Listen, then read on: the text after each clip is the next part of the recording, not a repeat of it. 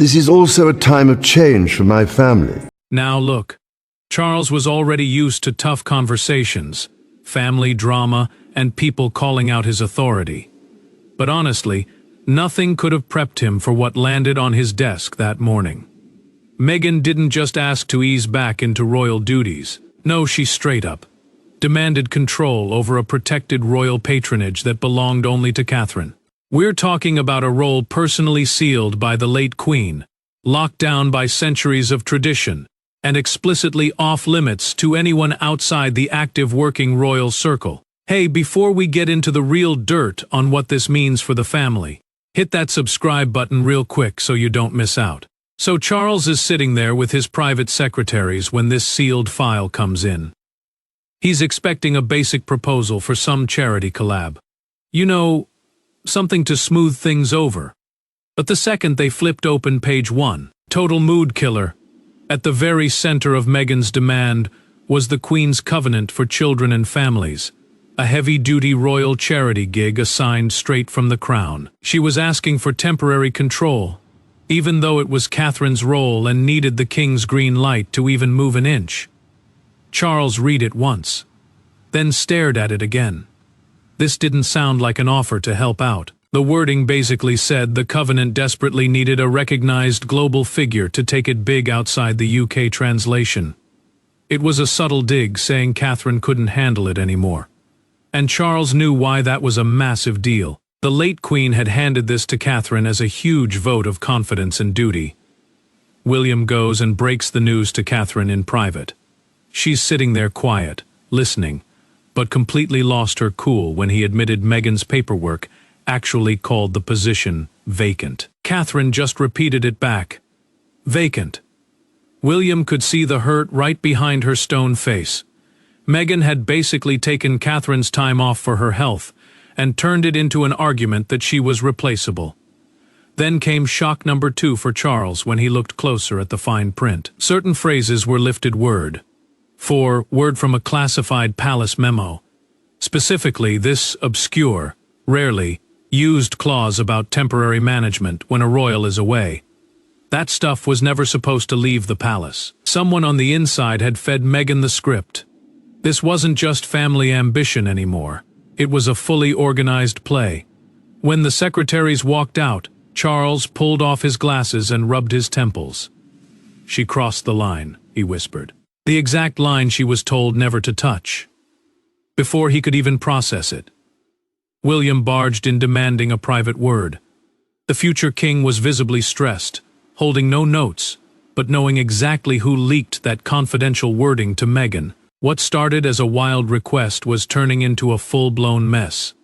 A fight for Catherine's dignity, Meghan's unfinished royal score, settling, and Charles's ability to keep his own house in order.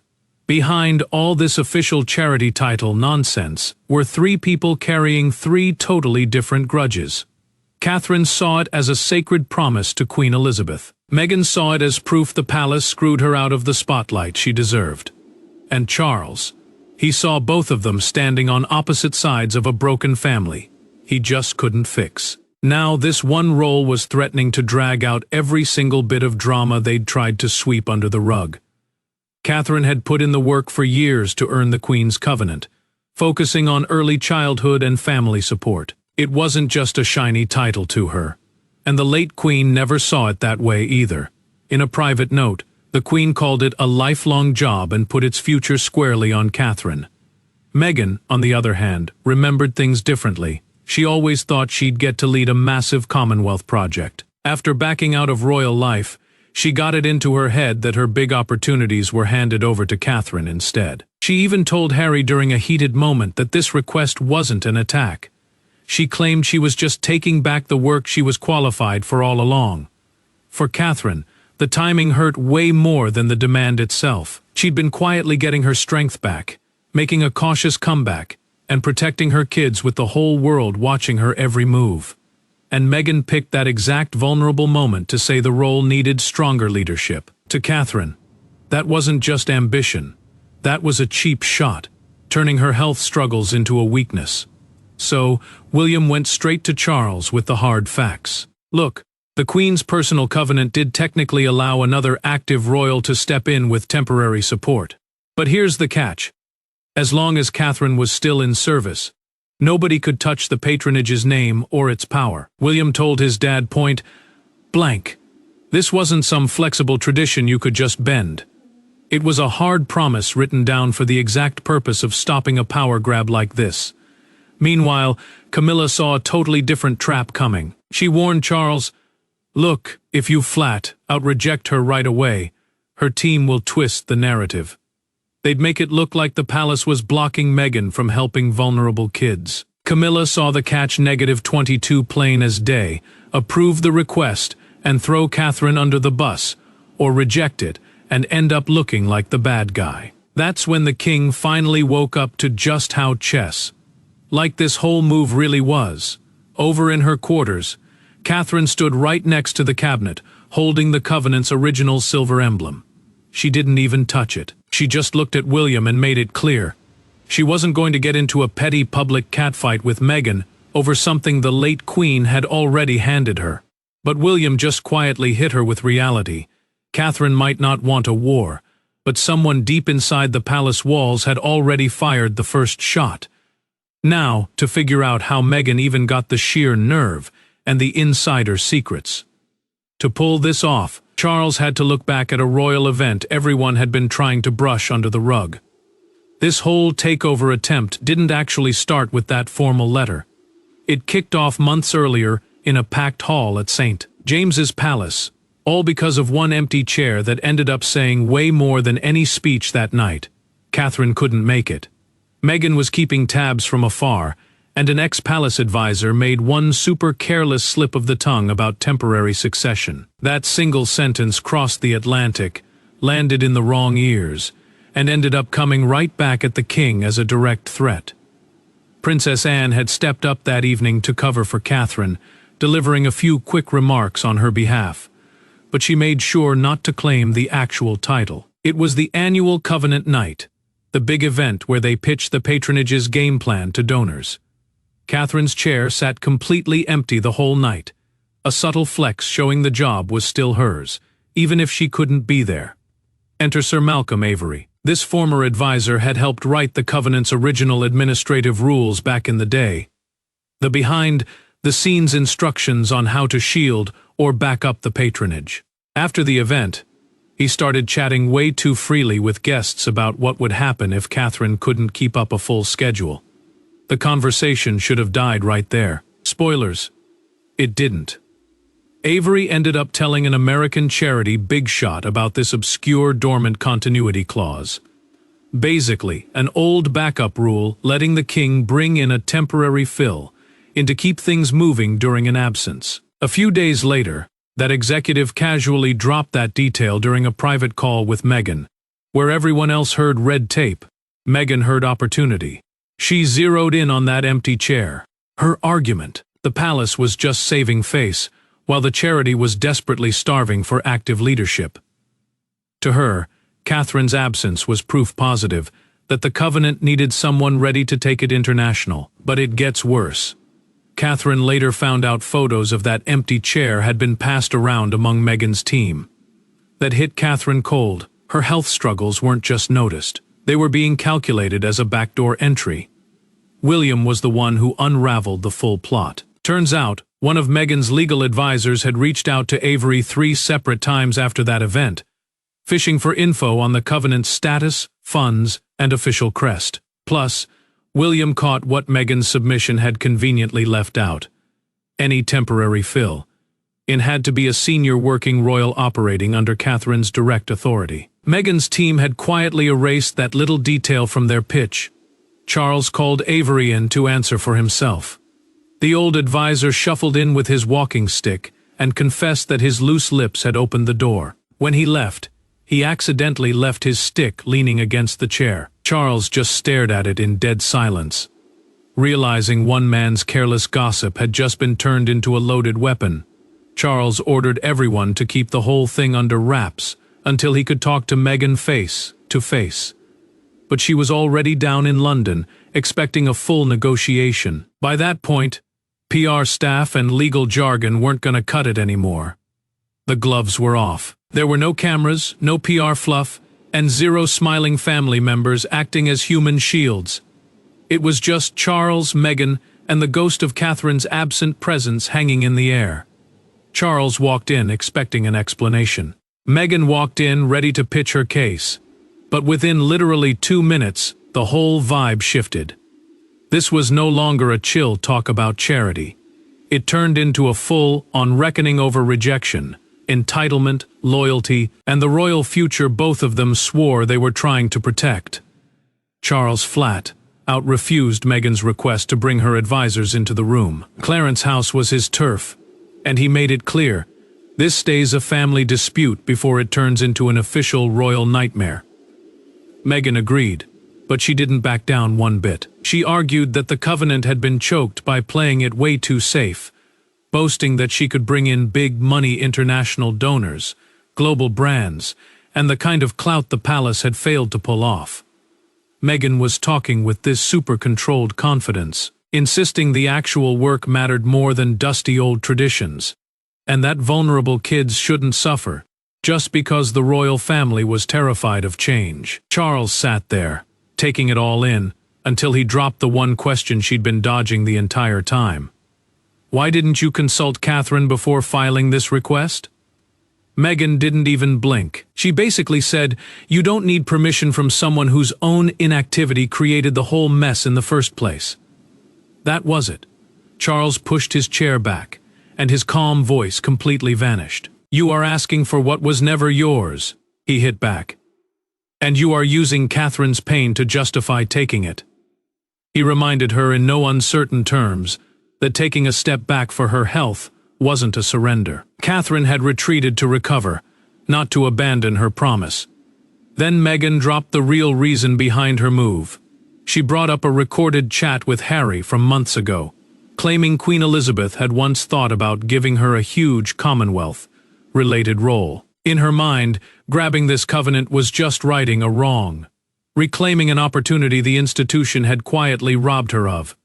That's when Charles hit her with a truth bomb she never saw coming. Turns out, the late Queen had considered a few options, but she personally scrubbed Meghan's name off the covenant succession list after huge red flags popped up about mixing royal duties with lucrative commercial deals. Meghan's whole face changed. She froze and asked, "Did Catherine know about this?" Before Charles could even answer, the door swung open. Catherine walked in right alongside William, answering the question herself. "I only found out this morning." Catherine didn't throw a fit or accuse Meghan of being jealous. She just asked one brutal, straightforward question. Why was my work described as abandoned instead of temporarily reduced? Meghan had zero response. Answering that would mean admitting the raw, opportunistic ambition behind her entire strategy. Charles wrapped up the meeting on the spot with a final order. No decision was being made until the covenant's legal authority was thoroughly picked apart by the two royals, actually allowed to interpret the late Queen's instructions. Meghan had made her power move. Catherine had stood her ground face to face. Now the king had to make a choice. Does royal power bow to loud pressure, or does it honor a silent promise? Look, the final call had nothing to do with popularity contests, big charitable goals, or even Charles's own soft spot for his family. Tucked inside the official paperwork was a secret instruction carrying the full moral weight of Queen Elizabeth herself. It named Catherine specifically, spelled out what her stewardship actually meant, and explicitly warned future kings against letting this role become a shiny trophy in some royal Hunger Games. When Charles finally heard those exact words read out loud, Meghan's request stopped looking like a bold idea. It looked dangerously calculated. Charles called a secret meeting with Princess Anne and the keeper of the Privy Seal inside a quiet library at Windsor. The keeper is the heavy-duty official in charge of protecting the king's most important documents. Anne was actually in the room when Queen Elizabeth approved those final rules. So she knew this wasn't just symbolic window dressing. It was a direct command meant to survive changing reigns, family drama, and personal ambition. Anne started reading the fine print. The covenant was built to last for decades, not to flex around convenient public schedules.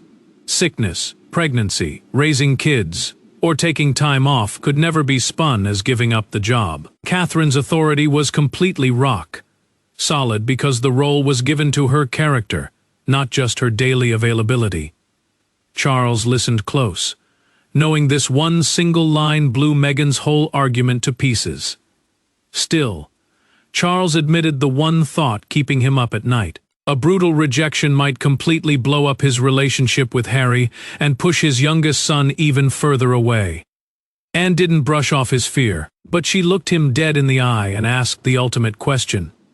Is saving one broken relationship really worth destroying Catherine's trust and throwing our mother's final wishes in the trash?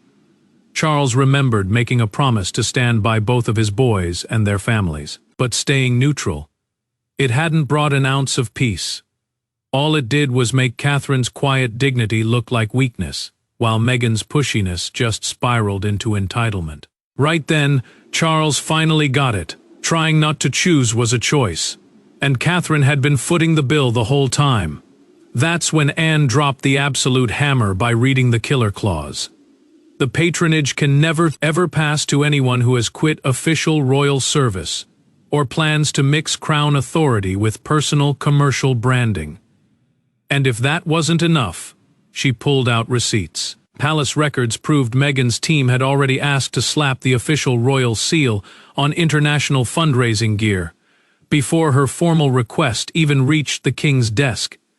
That seal is the crown's official stamp of approval. Translation: Meghan's crew was popping champagne and celebrating victory before the king had even opened the letter. Charles stood near the window while Anne finished reading the last paragraph.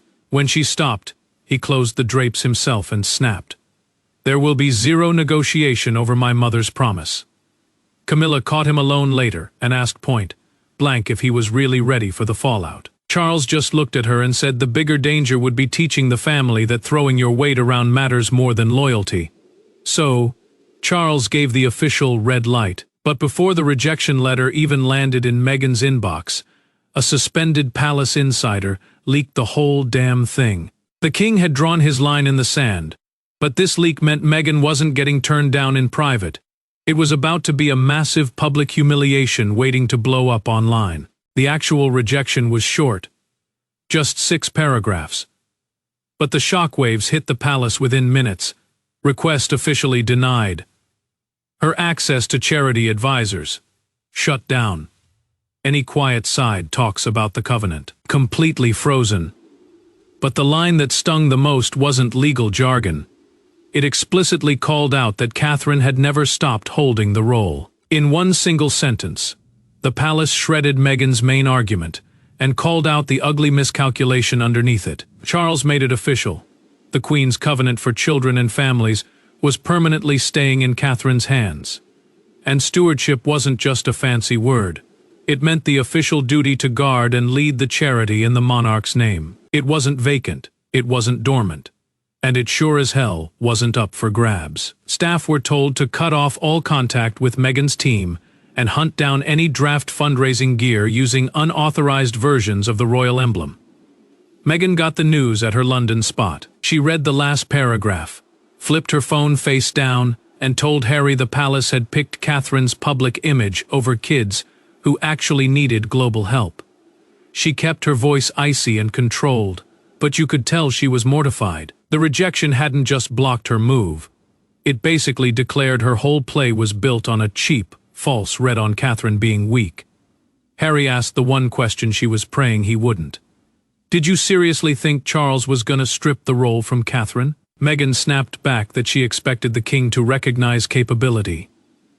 That response right there exposed the messy rivalry at the heart of this whole mess. She never wanted to be temporary support. She saw this as a face-off over which woman deserved the bigger royal stage. And the fallout just kept getting uglier. A palace PR officer stumbled upon a pre-written press release titled, "A New Global Chapter for the Queen's Covenant." Yup, Meghan's team was so confident that they either expected a rubber stamp or were planning to put so much public pressure on Charles that he couldn't say no. Then William found out a photographer had already been booked outside a local children's center, where Meghan was planning to make her first surprise unofficial appearance attached to the role. When Catherine got her restored schedule back from her private secretary, she just closed the file.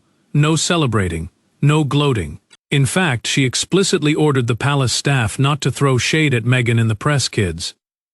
She said, "Shouldn't be used as pawns in a family feud." The princess had won her power back, but she refused to turn it into a revenge tour.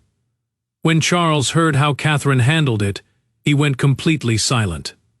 That level of class moved him way more than any angry outburst could have. In that exact moment, the king knew 100% that the late queen had left the job in the right hands. And then, the drama broke out of the palace walls. Photos of Meghan landing in London blew up on X and Instagram, and people started asking serious questions about the secret meeting she was never supposed to leak. The paper rejection killed her claim, but only a deep heart-to-heart between Charles and Catherine could stop this from turning into permanent, lifelong bitterness. Charles walked into that meeting, expecting Catherine to demand a hard crackdown, a public press release calling Meghan, or heads rolling for whoever helped her. But when they sat down, just the two of them. No William, no Camilla, no lawyers. Catherine asked for something that threw him completely off guard. She didn't want payback. She just wanted the patronage locked down so it could never be turned into a weapon again. That one ask turned a quick rejection into a permanent royal settlement. Catherine rolled up to Windsor totally solo, asking for no backup. She didn't want William's anger or palace politics messing up the vibe. This meeting was huge because the drama had gone way past one rejected application. It exposed how easily a health break, scaled back duties, and real personal pain could be twisted into an argument that your royal promises had expired. Charles didn't even let her start before apologizing. He admitted Meghan's paperwork should have been thrown in the trash before it ever got close enough to make Catherine defend a role Queen Elizabeth had locked down for her. The king knew his hesitation created a gray area where there should have been a brick wall, and that Catherine had to swallow a ton of stress because he dragged his feet. That's when Catherine confessed the part that really cut deep. Being tossed around as inactive reopened a dark fear she'd never admitted out loud, that stepping back to focus on her health made her own family view her as disposable. Charles shut that down real quick. Vulnerability, he told her, has never wiped away years of service, loyalty, or the deep trust everyone places in you. Even then, Catherine refused to play dirty or react out of anger. She told the king she honestly believed Meghan's whole power move came from a desperate need to prove that walking away from royal life hadn't made her irrelevant. Catherine actually felt kinda sorry for her, even while knowing just how much chaos Meghan's move had unleashed. So Catherine asked for something way bigger than a simple no to Meghan's letter. She wanted the entire patronage charter officially rewritten. That way, no future monarch could ever twist sickness, pregnancy, family duties, or taking time off into abandoning the job. The charter was the official rulebook for how the covenant was run, and bulletproofing it meant protecting every single royal down the line from this exact kind of calculated trap. Then Charles let slip a secret. He admitted he'd been planning to strip Meghan's right to ever mention any past link to the covenant. But Catherine immediately talked him down. She told him not to turn protection into a petty grudge match. Defend the institution, she begged him. But don't go throwing more gasoline on a public war. Charles reached across the table, took her hand, and said restraint should never be mistaken for weakness ever again. Then he pulled out his pen and signed the new rules right there, making the protective charter permanent. As Catherine stood up to leave, the king asked if she could ever find it in her heart to forgive Meghan. Catherine's answer was honest. Forgiveness might happen in private down the road, but you can't just rebuild trust by pretending a betrayal never happened. The upgraded charter was sent out for official release, but right at that exact second, a leaked copy of Meghan's denied request hit a major newsroom. Catherine had stopped the palace from acting out of revenge. But the public? Oh, they were not going to be anywhere near that nice. By sunrise, The whole mess Charles fought so hard to keep behind closed doors was plastered over every morning show and newspaper headline across the UK. The shady language in Meghan's letter, the subtle digs at Catherine's inactivity, and Charles's stunned reaction were the talk of every coffee shop and street corner. And the public reaction wasn't about legal technicalities.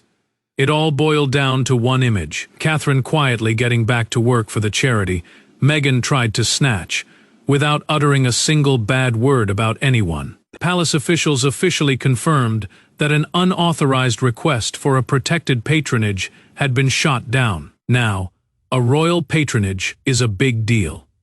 It's a major royal charity gig that brings insane clout, visibility, and influence. The palace refused to publish Meghan's full letter or talk about the family meeting.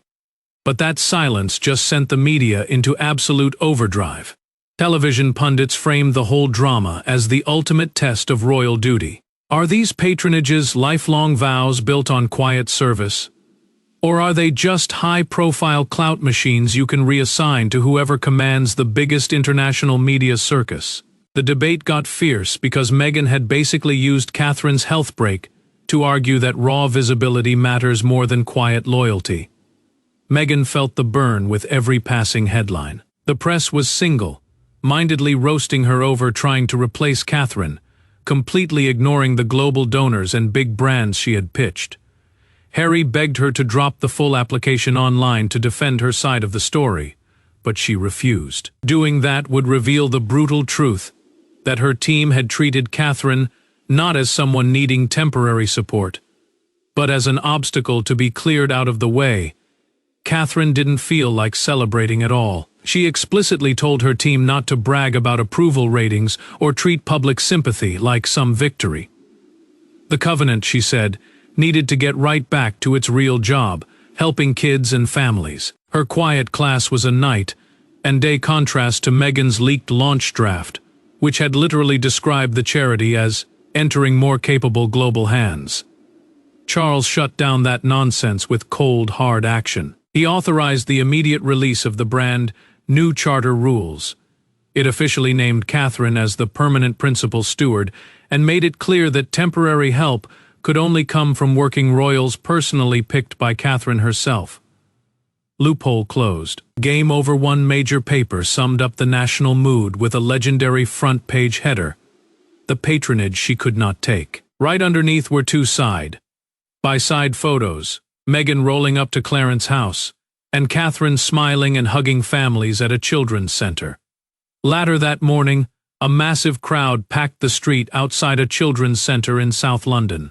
When Catherine stepped out of the car, the crowd went absolutely wild, cheering so loud that she stopped in her tracks, super moved, and just held her hand over her heart. The British public had made their verdict loud and clear, but Charles knew public hype couldn't be the final word. As support flooded in for Catherine, the king prepared one final statement: not to keep the circus going, but to put a permanent end to it with a crystal-clear message. The whole world had watched the drama, the pain, and the power move. Now the crown had to make it clear what actually stands the test of time when the noise dies down. Charles's final verdict wasn't delivered in anger. No petty insults, no revenge, no dramatic public punishments. But the message was 100% absolute. Meghan was not getting Catherine's patronage. She wasn't going to represent it abroad, and she was strictly banned from using its royal clout for her own independent projects. The Covenant was staying right where Queen Elizabeth left it. By holding the line, the king finally answered the huge question that had been hanging over the monarchy for years: whether loud public pressure could steamroll quiet loyalty this time around. Not a chance. So Charles officially dropped the ultimate hammer: a formal royal decree naming Catherine as the permanent principal steward of the Queen's Covenant for children and families. This wasn't just a friendly press release. It carried the king's full, unyielding weight. It made it crystal clear: as long as Catherine is a working royal, the job is hers. Period. No temporary health break could ever leave a vacancy, and zero replacements could ever be brought in without her explicit say. so Catherine headed straight back to the charity's HQ to meet with the staff behind closed doors. She looked them in the eye and told them this role was never about flexing status, owning a title, or winning against someone else. It was about keeping a sacred promise to everyday families who need stability. She just survived a cold, calculated move to turn her health struggles into a weakness. But she flat out refused to brag or treat it like a personal victory.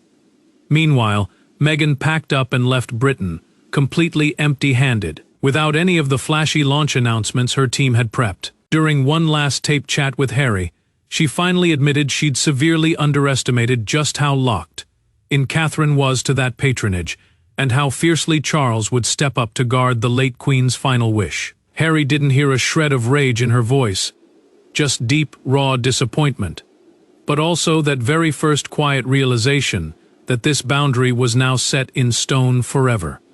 Charles then went on a total house-cleaning spree. He ordered every single unauthorized PR draft burned and shredded. Next, he officially nuked that dormant continuity clause, the obscure backup rule Meghan's team had tried to exploit to grab control. That loophole, gone for good. No one's ever using that play again. On top of that, Sir Malcolm Avery got completely cut off from all access to classified patronage records, shutting down the internal leak that started this whole mess in the first place. After her first big official event back with the charity, Charles swung by to see Catherine. He didn't bring up Meghan. He didn't mention the leaked papers, and he didn't talk about the insane media circus outside. He just looked right at the princess and said, "The promise is safe." Catherine gave him a quiet smile and replied, "Then the work can continue." And honestly, that tiny exchange was the real final verdict. Meghan's flop didn't prove she lacked heart or talent. It proved that royal service isn't something you can just snatch up through ambition, aggressive PR, or clout contests. It's got to be built over time through trust, consistency, and real duty. At the end of the day, Charles came out of this with way firmer authority. Catherine walked away with unmatched dignity, and the monarchy finally drew a hard line in the sand that they'd been avoiding for way too long. The takeover attempt was dead in the water. Meghan lost her bid, Catherine kept the patronage for life, and the king proved that the crown's deepest promises aren't up for grabs to whoever makes the most noise. Flashy attention might get you in the headline, but only real loyalty earns the crown's trust. And that's the whole story. Thanks so much for tuning in. Don't forget to smash that like button, hit subscribe, and I'll catch you guys in the next one.